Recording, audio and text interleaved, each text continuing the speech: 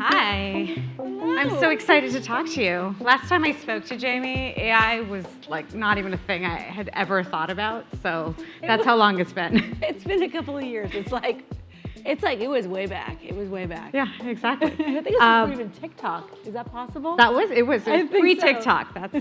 That's how we'll call it. I think what's really interesting. So Jaime and I spoke a little bit before we got on stage a couple weeks ago, and one of the things that I was sort of probing her on was kind of the experience of AI and how she sort of lived through it as somebody who's in the creativity business. And so many of the things she said spoke to me as sort of somebody on the other side of the business, sort of like writing about things, wondering if this is also going to change how media and publishing work. So I'm really excited for this conversation because I think it's going to be about sort of both sides of the coin. Same. Great, amazing. So I guess first things first, are you scared? Are you terrified? No. Okay. I'm actually invigorated, and I have to tell you something. So about a year ago, I was in a meeting with my partner. We were just talking like a dinner, and she was like, "Oh, we should look into AI." And I'm like, "Oh, fuck that shit. We're not looking into AI. Nobody's gonna replace me. Thank you very much, or any of us, you know." And I was a real skeptic. And the interesting thing was, you know, I started to see things come up with image generation, DALL-E and Midjourney, like all of us. Now, my background is in copywriting. And so I was like, immediately I was like, oh, this is cool because actually it can help me create things that I could never do before, right? I look at everything selfishly, and then I'll talk about the company. But selfishly, I was like, this is really interesting because it can create things. I can create ideas that I could never ever create before because now I have access to image generation. But even then, I was like, okay, this is cool. Like, I think this is pretty magical and whatever. I will tell you the one thing that actually completely made me like an AI fanatic was, like many of us in this room, the first time I saw ChatGPT. And the reason why I was so impressed was because, you know, I could see it actually write, which is something that I did. And I was looking at it with my daughter, and my daughter was incredibly offended by it. She was like, and she's 14, she said, "Oh my God, the art is beautiful, it's human," and I do agree with that. But I asked it to write a song about my company in rhyme, and it did it, you know, as fast as ChatGPT did. And I was like, holy, this is actually magic. And, you know, I feel like anytime you're in the presence of real magic, you have to pay attention to it and open your heart to it a little bit. And so actually, in that moment, I opened my heart completely to it. I really was like, this is awesome. And began something that I really wanted to become and play with more. So what have a lot of people on stage today have talked sort of about the experiments they've been doing with AI in sort of their various corners of different industries. What have some of your experiments looked like, and how have they evolved over time as sort of the generative AI movement has also evolved? Yeah, we do like kind of image making battles sometimes. You know, like if it's a particularly slow afternoon, we'll kind of break one out and do it, and that's pretty fun. I actually think that what's been incredibly interesting with generative AI is trying to teach that it's a way to break the blank page, which I'm not sure because I haven't been here all day if anybody's talked about it, but I think is been for me the most useful. I don't think that anything particularly artful or unique from a tagline perspective or like a script, I've seen it really be perfect coming out of it, but I have seen the beginnings of some things interesting that you can then take and build off of. So I think for us, it's really been about getting people over the fear of, you know, what is this thing? Is it going to replace me? And more of it, creating it like it's a tool that you can use in order to get over the fear of a blank page. In advertising in general and creative concepting, we generally work with partners. And the partner dynamic is you will say, like, all shitty ideas are allowed. It's like, bring them, you can say anything you want. And you say it, and then someone goes, your partner goes, that's not right, but actually the thing you said leading up to it is what's interesting. Or that's not right, but it actually gave me an idea that is right. And I find that generative AI is really great for doing that in a way that, like, even like late last night, I was trying to write some taglines, and I futzed around with it, and it didn't give me anything good, but it gave me an idea. And so that for me was that's worth the price of admission. Have you created sort of a structure around that at the company?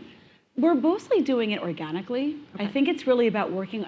The way that I'm approaching this is team by team, because I think we can mandate, and we've talked about this. Like, should we mandate that everything starts with AI? I feel like if you do that, that is like mandating timesheets. It is not going to happen unless people feel compelled to do it for a personal reason. And so the way that we've been doing it internally has been like, hey, let me, we're like in a room, we're talking about the work. Hey, let's actually just go and see what like ChatGPT has to say about it and see if let's fuck around and see what we can do. And then leading and creating kind of small groups of converts who can then go out and spread the joy beyond. I think creativity, when Noah sort of emailed me about this session, I thought it was so interesting because I feel like creativity is that last, human defense in the face of machines. I think anything that happens, you just say, yeah, but it can't be creative. And I think for the first time, in most of our lifetimes, there is something that sort of could. It is able to be creative. How creative is sort of, I think, the question that people are trying to figure out.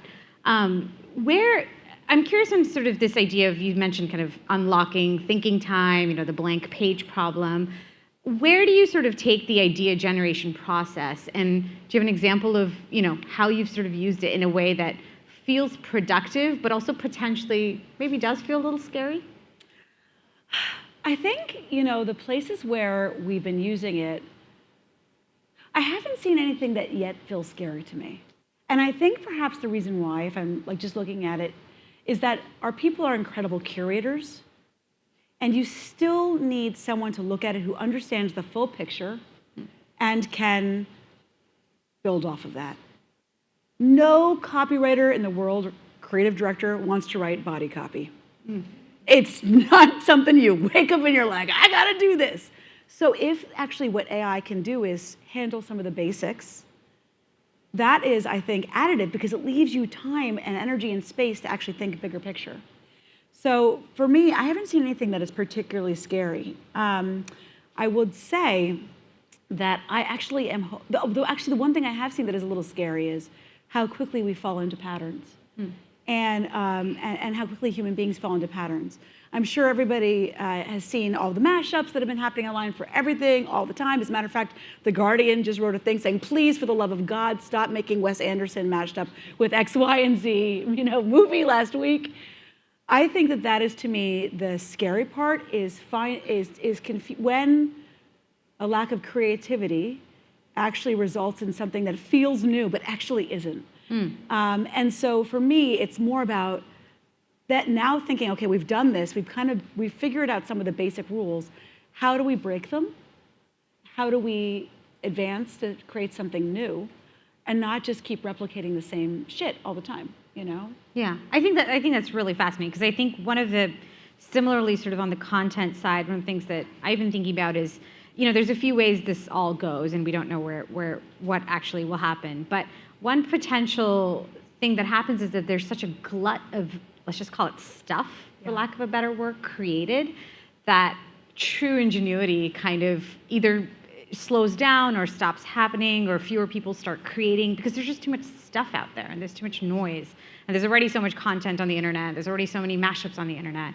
Have you talked, I'm curious about sort of within the walls of the company, have you talked to people about sort of how to guard against that, how to guard against kind of as a creative, not falling into those patterns? And what are sort of some ideas you have for people in order to actually do that? Yeah, I think it's always about we are always pushing for new. That is something that we are always doing is how can we say something new, say it in a new way?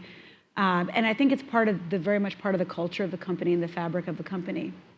I think I'm hesitant to discourage any kind of experimentation at this point because I feel like right now everybody's just getting their toes wet. So we're being a lot more like, well, that's fucking cool, that's great, okay. And then knowing that we'll start to move into pushing people further. I will also say, I think a big friggin' bummer has been we've had so many amazing ideas that, and I know we're going to talk about this later on, but legal is like, right? Like, am I right? Like, no, this is a great fucking idea. And you're like, womp womp. Like, let's not call the lawyer, but I can't do that. But I think that there are. For us, really, it's been about. I'm really been about encouraging that exploration and not putting too many guardrails on it for now. Yeah. But know that that's coming. Yeah. You know. That makes sense. So we sort of talked about idea generation. Can we talk a little bit about sort of productivity and processes in the creative way, and how AI, generative AI, could potentially help with that? What have you found that's helped?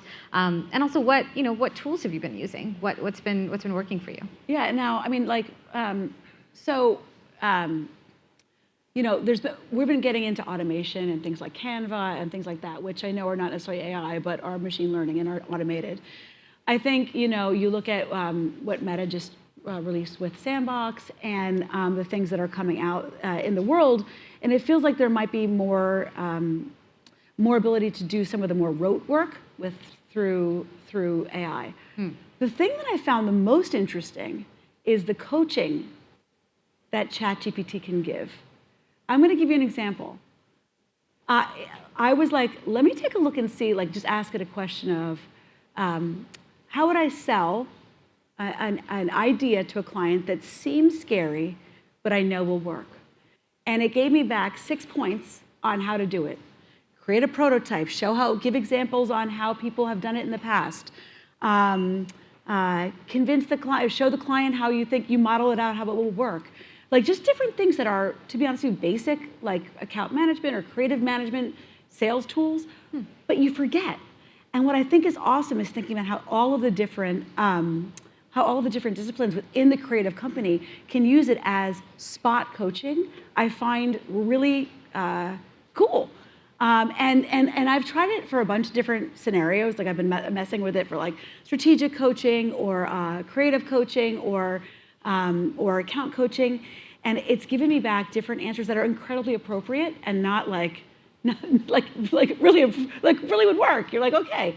And the thing is, it's not like those are things that are groundbreaking, but sometimes you just need it's like almost like a virtual mentor in a way, who can just be like, oh yeah, no, have you tried this? Oh yeah, that's cool. I should try that. Do you, on that note, have you seen uses or potential uses in kind of recruiting for creative roles or training for creative roles? We had Tony, who's here from EY earlier in the morning, was talking a little bit about sort of, they're very excited. She's very excited about using kind of AI for sort of the employer brand experience, almost, to talk a little bit about how do you use that and how do you kind of go beyond yourself when you're training new people. Seems to be in the same category. We have not, but that is freaking You're awesome. welcome. Thank you. Okay, Thank cool. you. Because actually one of the things we try to do is like, to create our own.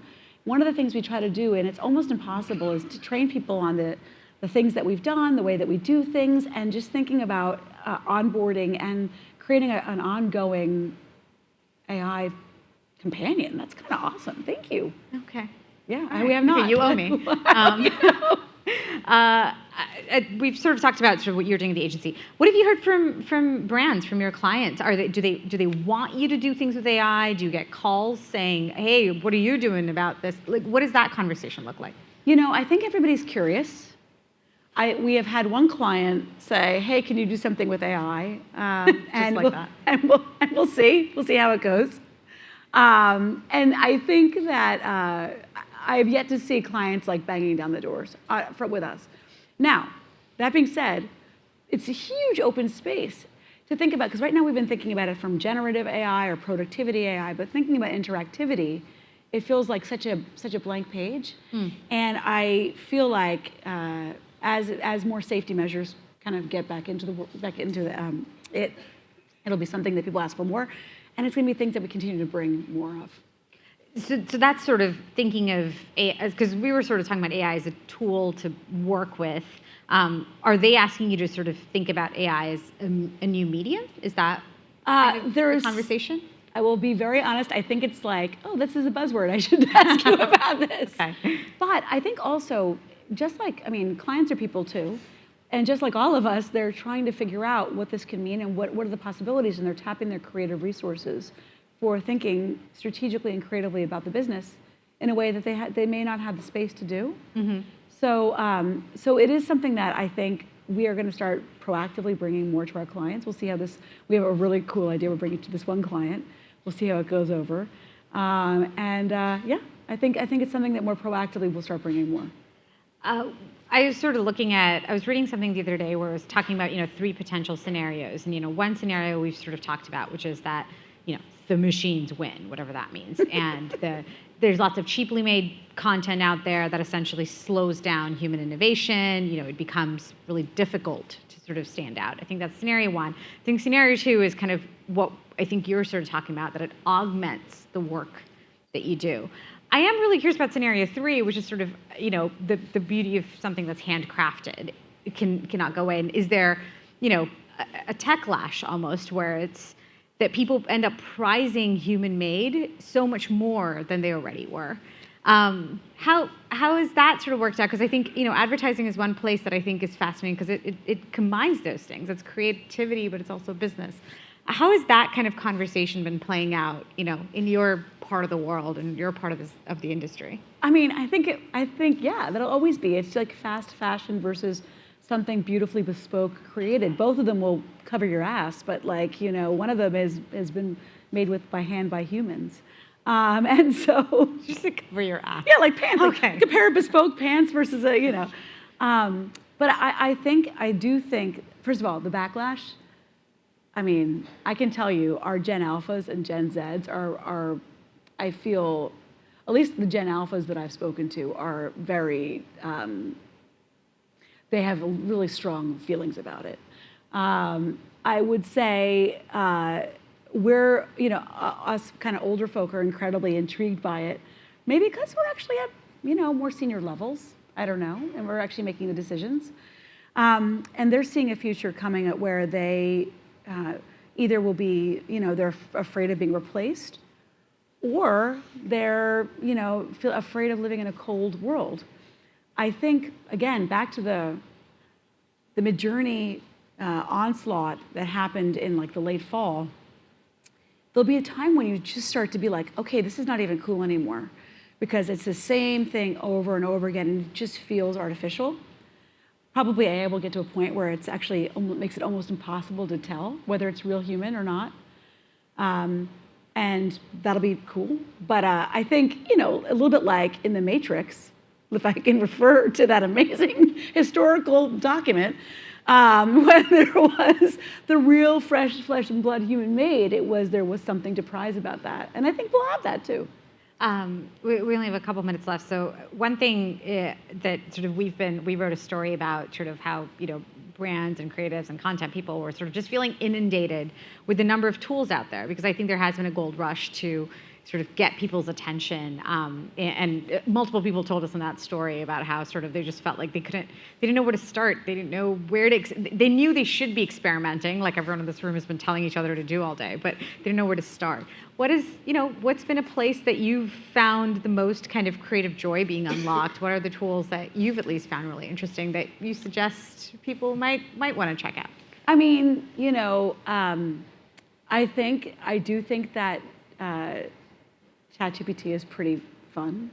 I mean, and I actually like searching for or asking questions that are so totally random and not at all based on what I'm looking for, because I think it just brings up these weird little surprises.